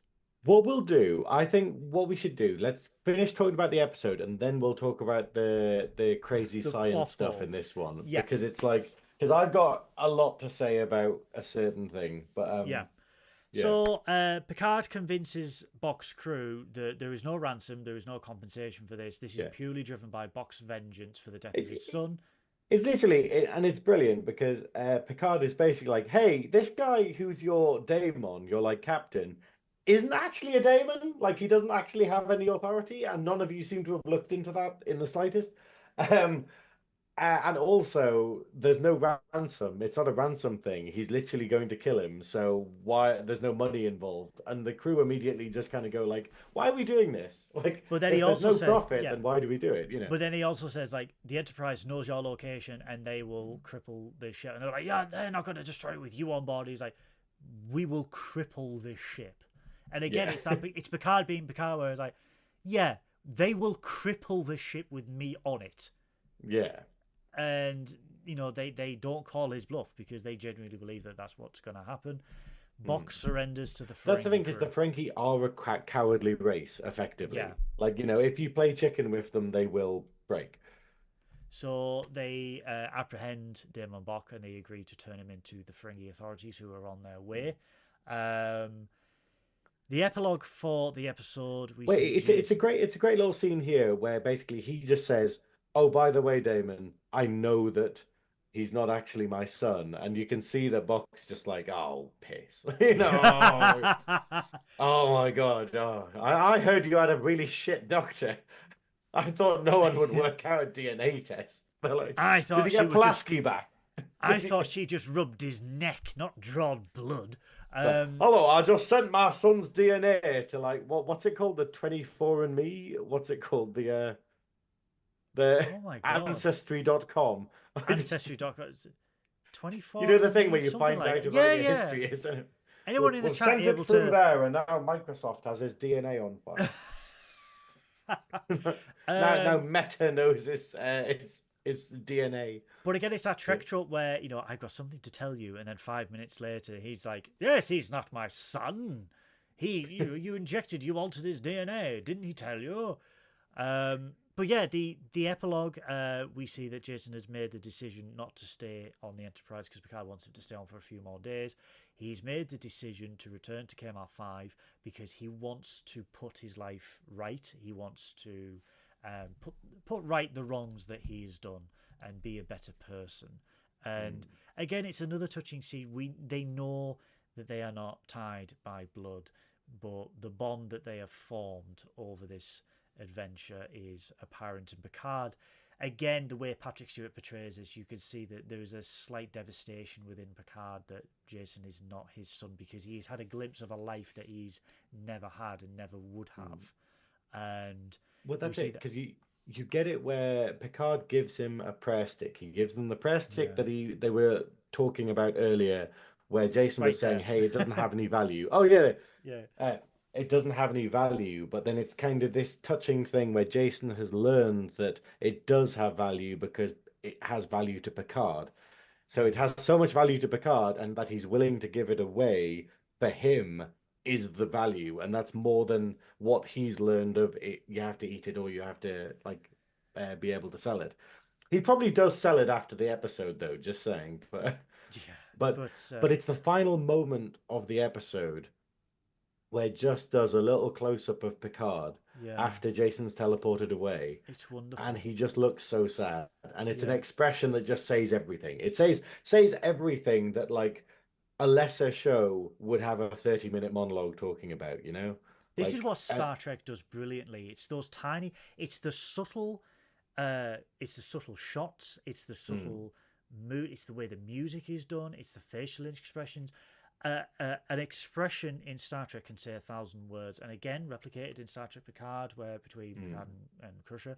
But it just stuff like that, those quiet scenes, those few seconds before the end of the episode, sums up everything. And sometimes, like I said, this is an episode where it is resolved without physical violence. It is resolved without action. It is resolved with words. It is resolved mm. through diplomacy. Well, not diplomacy. It resolved through logic and reasoning. Yeah. And this scene, this final scene, it does. You don't have to say anything. You don't have to do anything. He just has to stand there and he just has to look. And that look says more than anyone would say. And it's a beautiful way to end. It's a somber, shall we say, way to end the episode, because we see Mm, yet again the captain does have regrets about dedicating his life to the uniform and yeah. his life to Starfleet. And for such, you know, for such an episode late on in the series, where they could have addressed this, like we said, they could have addressed this earlier on in the Next Generation, and they did it. They did Mm, it towards the end of the show, and again, the viewers don't get what they want. They don't get a son of Picard. It is not his son, and mm. it sort of reflects I would say, reflects the audience's feelings towards it. Like, oh, he doesn't have a son. It's It kind of goes against the trope, and I like that. I like the yeah, idea of going, hey, this is a person who, because we nowadays we can relate to that because we get more and more like couples and like families where they're just going, hey, we don't want children, we don't need children kind of thing. mm, Rather than this kind of, oh, well, you're a hero. Oh, there's a 5-year period where the hero vanishes and then he comes back and he's got loads of kids and stuff. And you're like, like everything did that in cinema where everything would kind of go, hey, cool. They obviously have to have a lineage.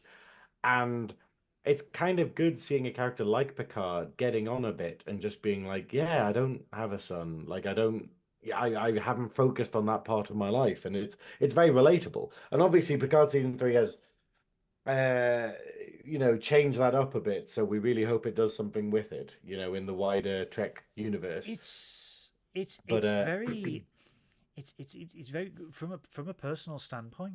I don't want kids. It's very about. I am a broken human being mentally, and there are worries that is a hereditary issue. So I would not want to impart that onto my children. I am not very paternal, and there are too many bad parents in the world. And I don't think I would be good at it. I'm laughing, but I'm just like people say it's different when it's your own, and I'm like, I don't want to take that risk because there are no refunds. When it comes well, there's to no children. refunds. There are Is no that refunds. it? Does the tag come off when it comes out? Yeah, it's like It comes out. It's like just like at the hospital being like receipt.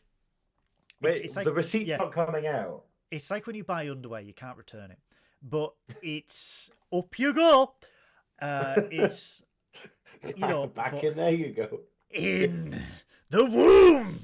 But it's back very in the womb. It's people say how can you not want kids? How can you not? And it's like it's easy to not want kids. I know. I've seen the movie The Babadook. Yeah, plain and simple. I made that conscious decision a long time ago because A, nutcase, B, wouldn't be very good as a parent, and C, I'm not that much of a fan of children. I'm not Philip Schofield. I don't have that affinity. I don't have that way about me to be that person. So that is my conscious decision. However, although I've made that decision and I am happy with that decision, there is always going to be that part that goes, maybe you should, maybe you should have. Could be a decision, and it's always going to be there. It's never going to consume, but you're always going to have that because it's always the what if scenario.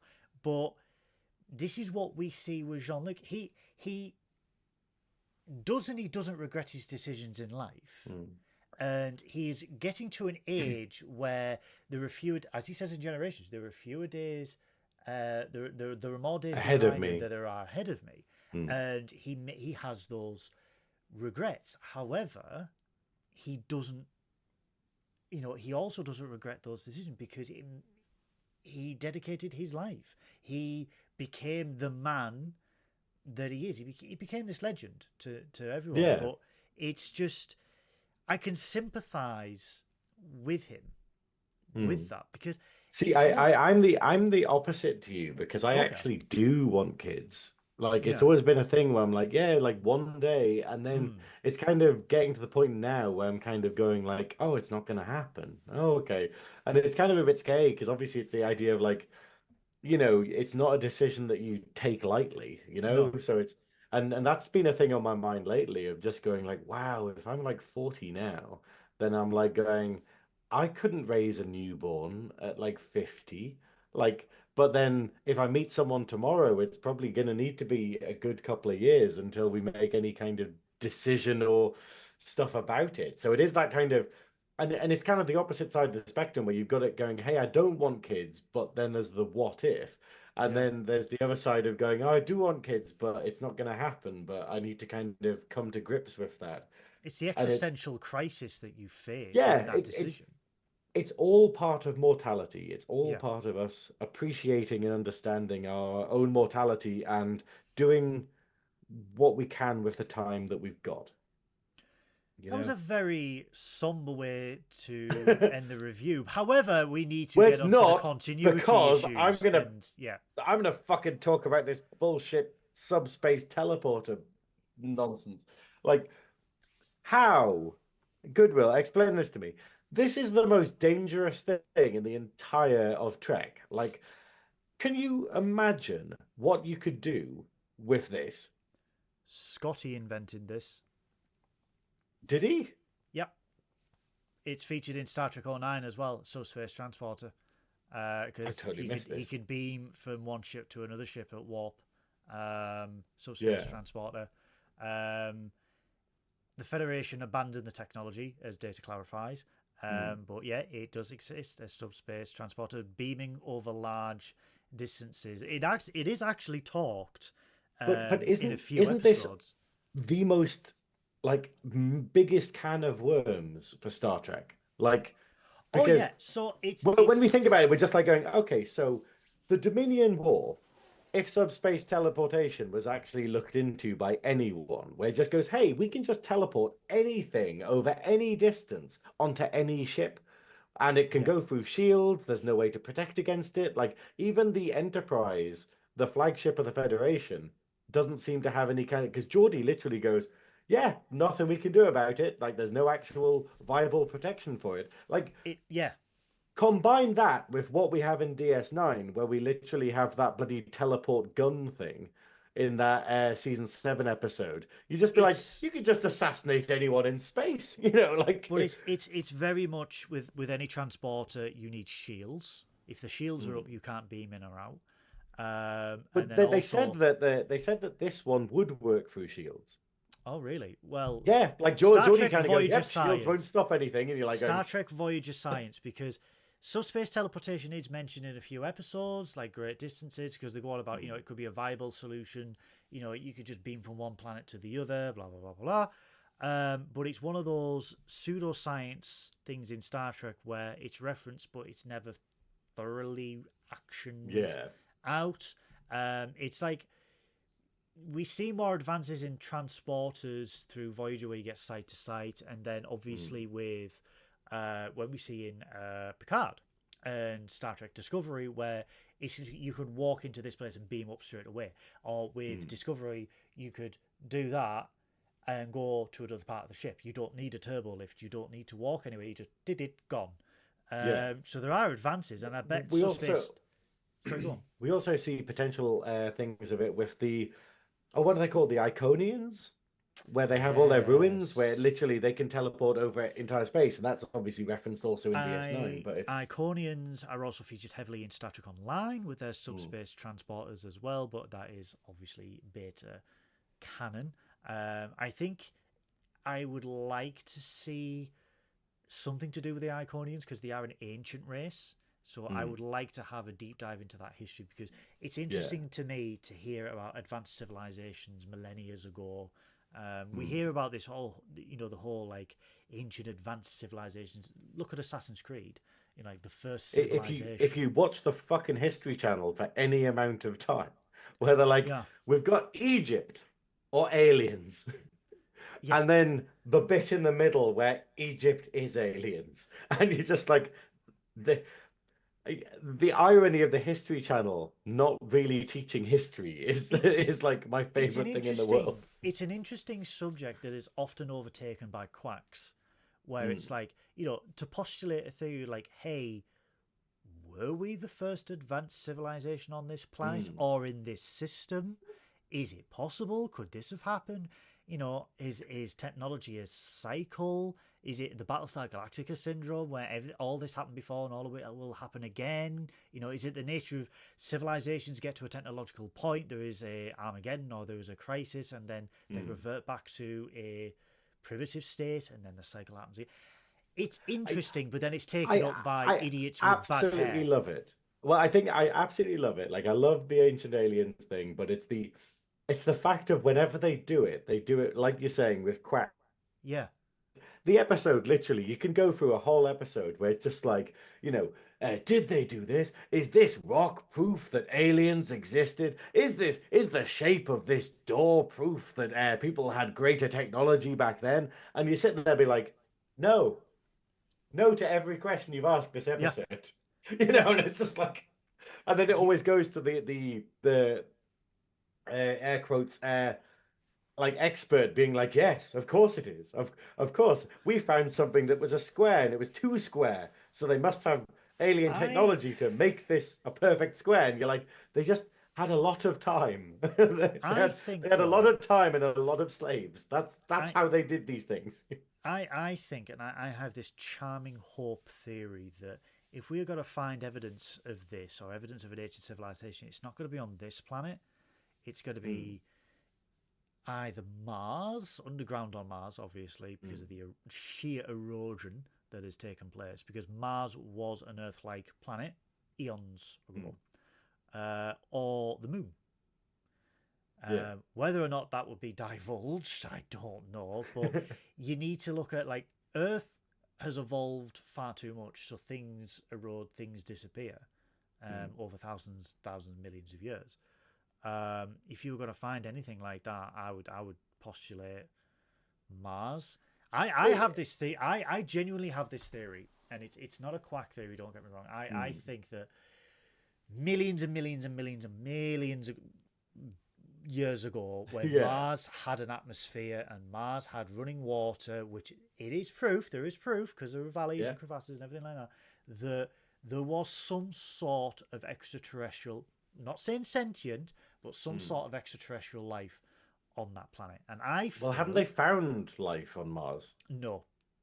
I thought they found not bugs, but like sort of actual, like, no, you know, algae and stuff, where they're going, hey, cool, this is, you know.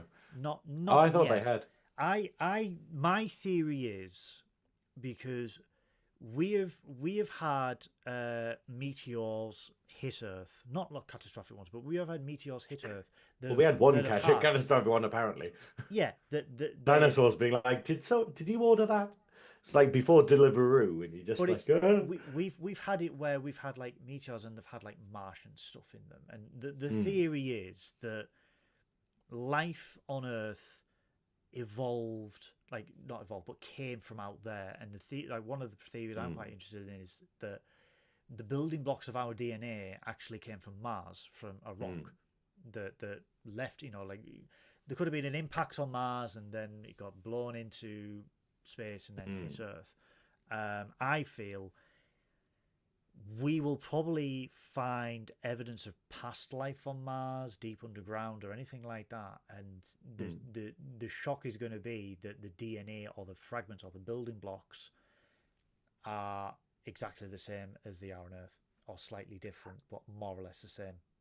It's super exciting. It's a wonderful topic to talk about, and we will definitely have to do this whilst drunk at some point. But I think this the Christmas special. What are you on about? No, imagine a Christmas special. It would actually be quite nice just to have a Christmas special where we're not talking about an episode, we're just talking about Trek theory. That would be really fun, I think. I like. Let's do that. I'm going to pin that. I'm put a pin in that. The honk and plonk will make a appearance. So we will get drunk. We'll actually start doing the bloody honk and plonk. But we will talk. I love that we had all these plans for the channel, and then literally we have been absolutely terrible with the channel over the past couple of months. We've run out of time. You've been really busy with all your projects. I've been really busy with all of my projects, and it's just like going, and I'm afraid you, dear viewer or listener, are the ones who have suffered because of it, because we are very, very busy people, but we are hopefully on track again now, I think. We are on track. There has been some struggles behind the scenes for both of us. Yes, there's been a lot of struggles for both of us, but we're getting through, and we will keep shining, I think. Thank you. Thank you to the person who has bought all of my ships. Wow. Did they? Someone bought all your ships? You didn't even tell me about this, so I'm saying. Yeah, thank you so much. I will divulge it once everything has settled. But all I've got to say is thank you so much for that. So the OnlyFans is off then? No, that's still on, and buy my Hot Wheels. So do you like Hot Wheels? Would you like ones in boxes? Go to my eBay. So so that's the continuity. That's one of the continuity errors with the subspace. It just feels like it's a bit where I think they need to go more into the downside to it, because Geordie basically goes, hey, it's kind of risky and it requires an incredible power source in order to do it. Yeah. But it doesn't seem risk enough, whereas I like the idea of Damon Bach is such a mad bastard that all he cares about is revenge, that he's going to use this really unstable technology to teleport himself across the galaxy just to troll Picard in his office, or just to stand at the foot of his bed. And I think that should have been explored more. I think they should have gone like, we don't use this. Like, we don't use subspace teleportation because it is the last, like, possible sort of like, It's the last resort to yeah, transportation that's because it. it's that dangerous. Yeah. And it doesn't. It just kind of goes, this is a thing that exists, and you can just teleport through shields. And I'm like going, okay. But Voyager and the other science. thing is, like you were saying earlier, the other gripe with it is, how did the Ferengi just recode this guy's DNA, like his chromosomes and whatnot, like without it affecting him? Like, this is the whole thing. Obviously, there's so much stuff like in the trans community and stuff about hormones and chromosomes and all of that and stuff. And it's not. It's the idea of it's so incredibly. It changes you. Incredibly change playing around with any of this stuff. And they're kind of suggesting that some Ferengi in a bar at some point just pricked him on the shoulder with something, and then he just rewrote his DNA, but he'd never noticed, or he never like sort of changed physically, like, or anything. It's I postulated that they paid someone on KMR to deliver something or do something in a bar, like you said. yeah. It's just I wish they were able to just explain how they did it. That's my only You gripe. know, you know when you misremember an episode. You know Yeah, when you misremember something and you just go, "Oh, I know how this ends." This is one of these ones where I thought that he was in on it. I yeah. thought that the twist at the end was Jason was actually in on it and that they were actually going to do a ransom thing. Like, so that Damon Bock was going to go, okay, I won't kill him then. I'll accept a huge ransom. And then Picard pays it. And then the Ferengi and Jason split it between them. That's how I remembered the episode in a weird Oh, Mandela really? syndrome way. And then when it happened, I was like, this is kind of worse, actually. It's touching because it does mean he has this kind of thing. Like, but then it's kind of horrible because Jason literally goes, "Oh well, maybe I'll see you another time," and Picard's like, "Never calling him." Like it's like, well, immediately forgot about him.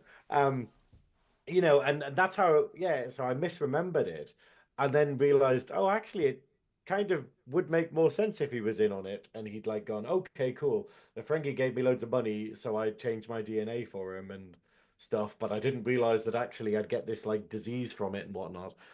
It's yeah, that's my gripe with the episode, but I know that it's not the point of the episode, and it's not too crippling to the plot. Any further notes for this episode? I haven't. Have I slagged off Beverly enough? No. Maybe. No. I I'm have sorry, man. one I love note. it. Now that I've got into this mindset of being like, maybe Crusher isn't actually a good doctor, I just can't stop seeing it in every episode we do. And I just love this idea where she literally became the head of Starfleet Medical for a season. And they were like, she's just fucking making it up. No, but this is And the they're thing. like, This is the thing. She became the head of Starfleet Medical, i.e., maternity leave. That's what they yeah. should have done. That it makes so much more sense. Obviously, it does make it a bit sinister that she just abandons this child for But like this, the next well, five the way seasons. they should have played it, the way they should have played it outright. This is the thing. So she went to Starfleet Medical, became the head of Starfleet Medical for a year. We got Dr. Pulaski, right? They said that she was the head of Starfleet Medical, blah blah blah. Then what they should have done 30 years later in Picard season 3, when you had that scene between Picard and Crusher in sickbay, once they found out that Jack was the son, she should have said, "You thought I was on Earth Yeah. at Starfleet Medical, when in actuality, I was giving birth to our son and raising our son, who I then left with my parents in Scotland. He trained, he got educated in London, and that's why he got that accent." It would have just played, it would have slotted in so nicely. It would have been absolutely perfect. It would have justified why she left in season 2. It would have explained Ed Spieler's age, because he was a similar age as to why he left, and why he had the accent so perfectly. And they could have done that. It's the only failing for me in season 3, that it could have slotted in I think perfectly. that this is the problem we have with a lot of new stuff coming out for Trek is that they go, you have this whole rich universe that you can already fit into.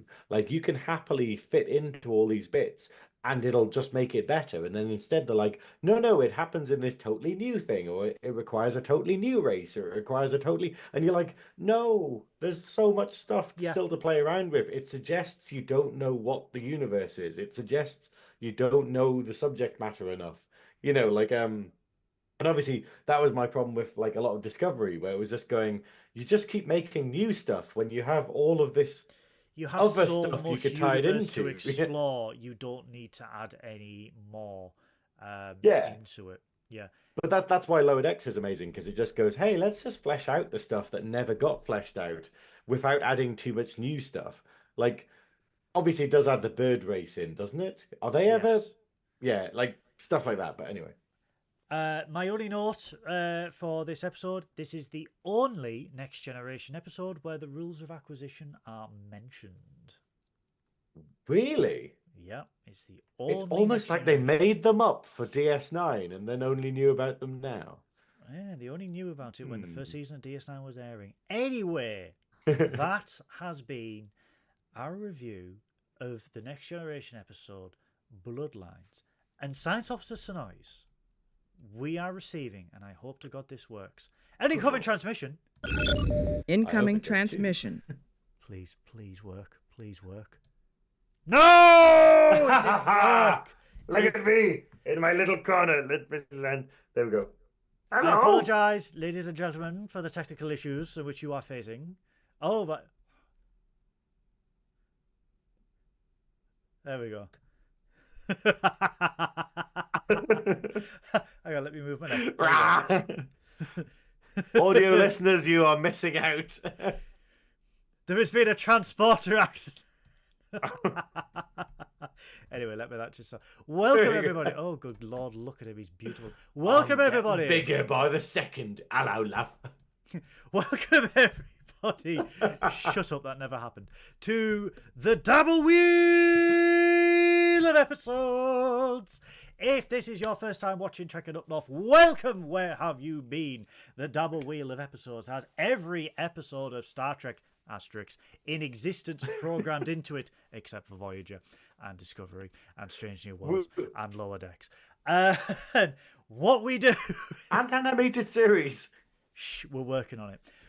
What we do, we ask each other what we are hoping to see in...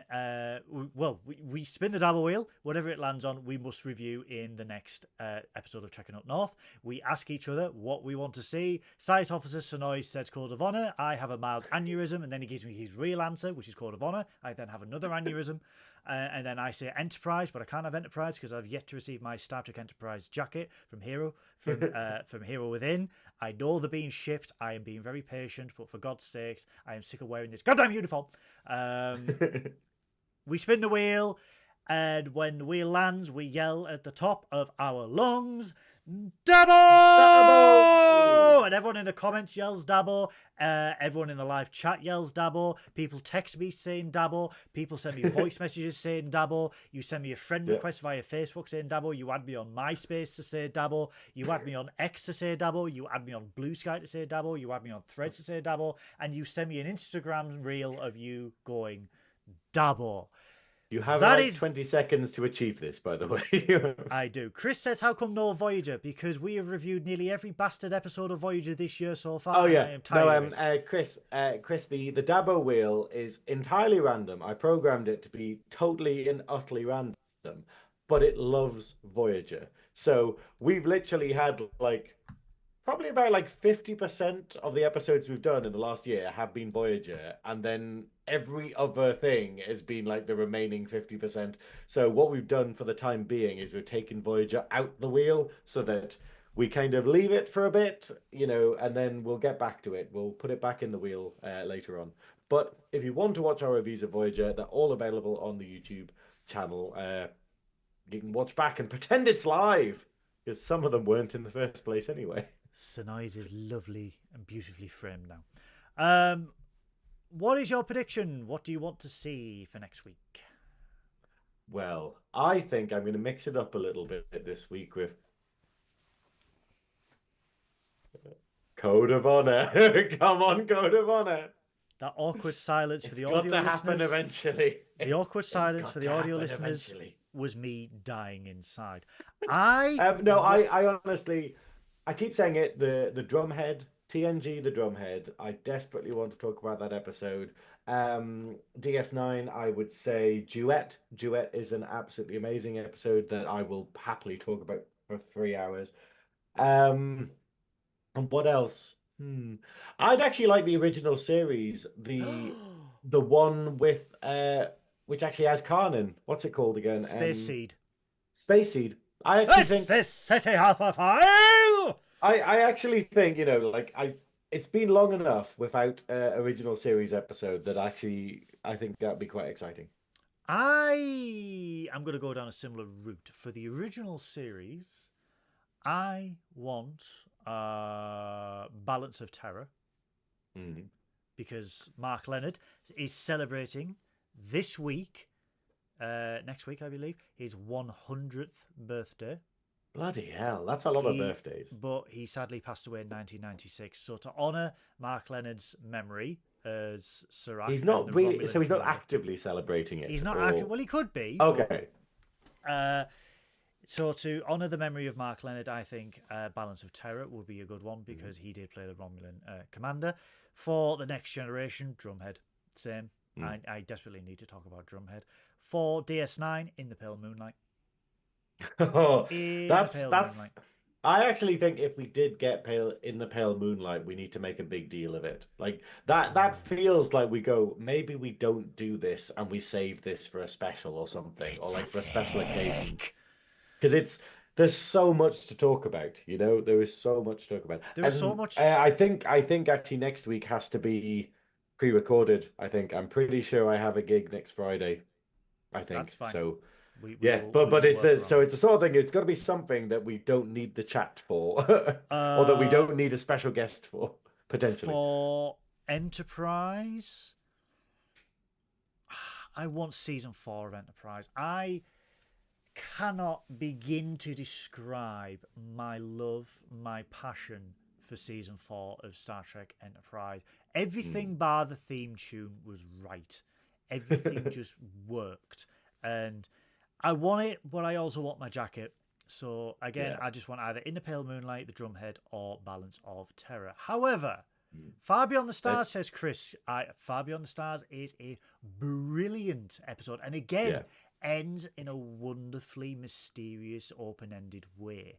I really like that. The Invisible Man returns. Oh, ha ha ha, Beth. Yes, I screwed up on the framing. Oh, would have imagined a technical issue on Trekkin up north. Anyway, are we ready to spin the wheel? Yep, we are. 3, 2, 1.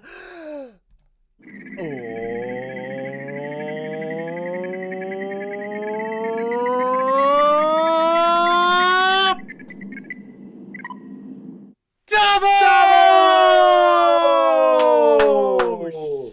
Is this the Borg one? No, this is Breaking the Ice. Is it season 4? I think it's season 1.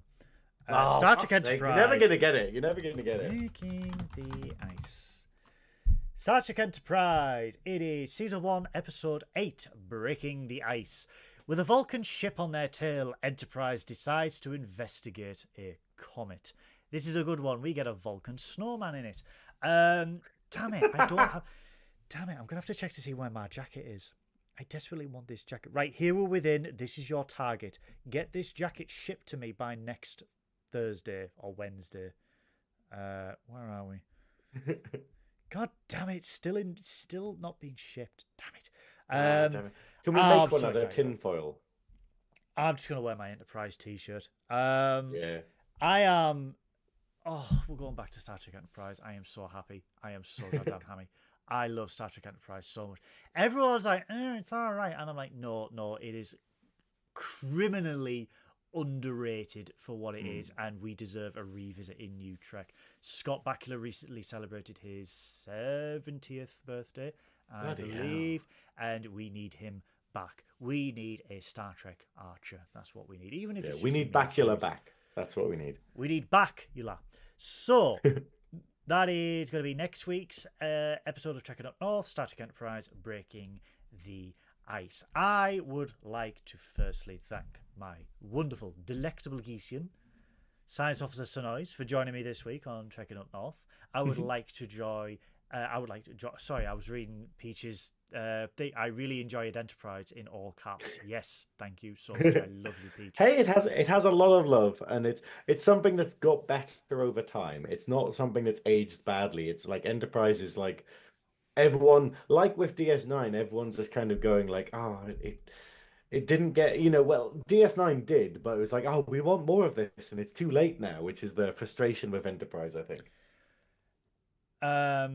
I am and probably Enterprise's biggest fan, so I am I love though on the screen, the story where the three pictures that you've put basically tell the entire episode. Yes, So you've literally got Jason looking a bit like, "What? You're my dad?" Then you got Jason having a seizure on the floor and being injected with, I don't know, Ket or something by Beverly.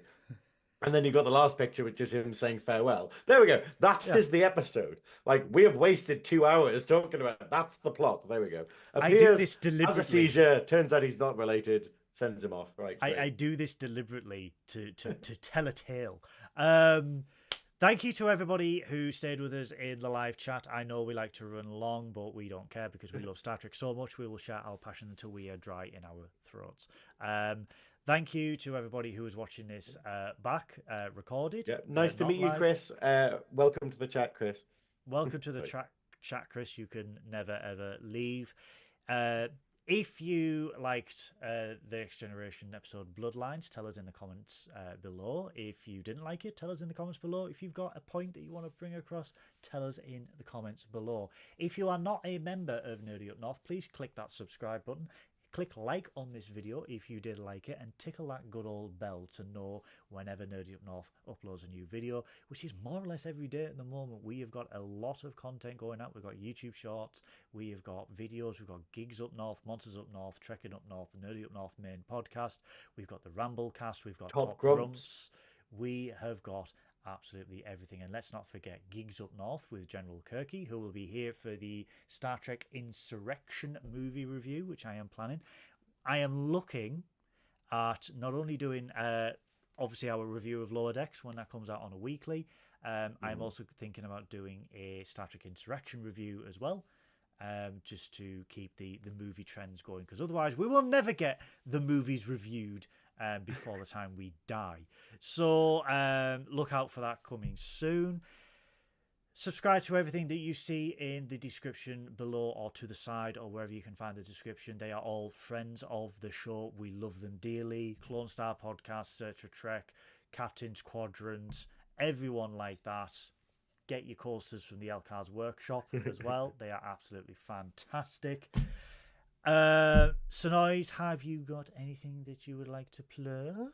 I would just like to give a shout out and a heartfelt thank you to everyone who supported me for Drag Idol All Stars. That was a massive, crazy surprise to be asked back to be a Drag Idol All Star, which is basically the highest honor you can get that isn't, actually being a winner for the competition that started me off as a drag queen, and on Sunday just gone, I got to perform my heart out at Boulevard in Newcastle upon Tyne. I got to tell a wonderful story. I am incredibly proud of what I managed to achieve, and I'm so happy with how the night played out, because one of my best friends, one of the greatest drag queens I know, and one of the most wonderful trans women I know, won and took home the title. And yeah, and it was a very emotional night. Me and Vic and everyone were absolute messes by the end, because I it's welled like up watching the video. It was so perfect, man. Yeah,